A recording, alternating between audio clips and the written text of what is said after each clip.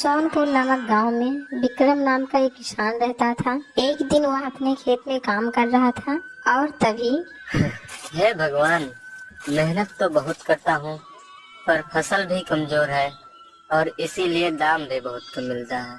विक्रम पेड़ की छांव में बैठ जाता है। तभी विक्रम की पत्नी सुमिता आती है और विक्रम से बोलती है, विक्रम, आज मैं मंडी गई थी परंतु गेहूं की बोरी सिर्फ आधे दाम में बिकी है।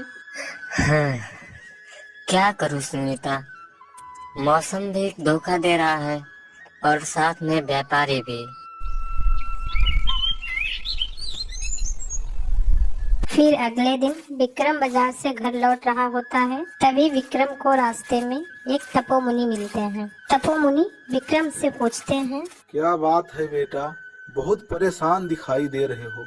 बाबा, खेती से गुजारा नहीं हो रहा, सोचा था कल जंगल से जाके कुछ लकड़ियाँ ही काट लाऊं। परंतु बेटा, नागवन जंगल के भीतर मत जाना, क्योंकि वहाँ भैरव नाम का एक बहुत ही दुष्ट राक्षस रहता है। तपोमुनि के समझाने के बावजूद भी विक्रम उस जंगल की ओर जाता है। तभी जंगल से किसी के पुकारने की आवाज आती है, बचाओ बचाओ, कोई मुझे बचाओ। कौन है, कौन है? विक्रम जैसे और आगे बढ़ता है तभी देखता है कि तोता जाल में फंसा है। अरे बेचारा, मैं अभी तुझे छुड़ाता हूँ। जैसे ही वह तोता जाल से छूटता है वह एक राक्षस के रूप में बदल जाता है। मूर्ख परारी, अब तुझे खा जाऊंगा। फिर विक्रम डरते हुए बोलता है, लेकिन मैंने तो तुम्हारी मदद की है। इस जंगल में सिर्फ और सिर्फ मेरी मर्जी चलती है।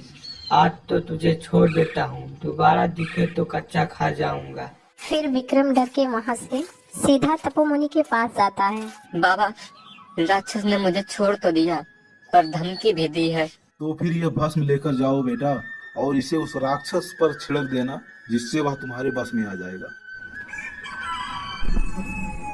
फिर अगली सुबह विक्रम रोटी का थाल लेके भैरव के पास जाता है। तू फिर वापिस आ गया? तुम्हारे लिए सुनीता ने रोटी भेजी है। रोटी में भस्म मिली होती है। राक्षस रोटी खाकर विक्रम के बस में आ जाता है।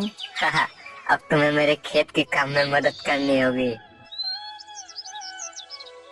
विक्रम के बस में होने के बाद अगले दिन राक्षस विक्रम के खेत में काम करने लगता है। अरे, ये राक्षस अपनी खेत में काम कर रहा है। हाँ, अब ये मेरी ताकत है। विक्रम के खेत में यह नजारा देखकर गांव में लोगों ने चर्चा करने लगते हैं। अरे भाई, विक्रम किसान तो दिन ब दिन बहुत अमीर होता जा रहा है। उसके खेत हर समय हरे भरे रहते हैं। ऐसा क्या उसके हाथ लग गया है? हाँ भाई, तुम सही कह रहे हो। लगता है उसके हाथ कुछ चमत्कारी चीज लग गया है, जिससे वो दिन प्रतिदिन अमीर होता जा रहा है।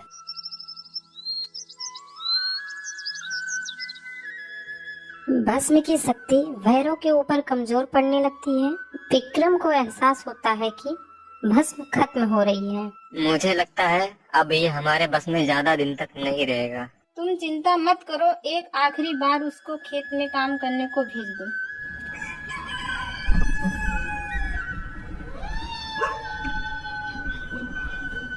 फिर अगले दिन भैरव खेत में पहुंचते ही विक्रम पर चिल्लाता है, विक्रम, अब मुझसे नहीं बच पाओगे, मैं तुम्हें खाऊंगा।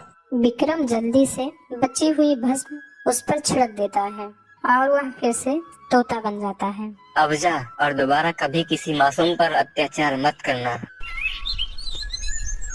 देखो विक्रम, ईमानदारी और सूझबूझ से ही किसान का खेत और जीवन दोनों खिलते हैं।